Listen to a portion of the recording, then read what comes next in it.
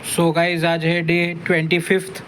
आज धनिए का 25 डे है, बड़े बकेट में और वो वाले छोटे बकेट में भी। तो गाइस आज ये अपडेट है कि ये अच्छे उगाए हैं। आप देख सकते हैं कि ये बीच में से ट्रू लीव्स आते हैं।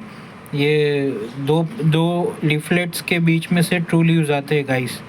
इसमें से आपको नहीं पता होगा कि धनिया ऐसे ही उगता है।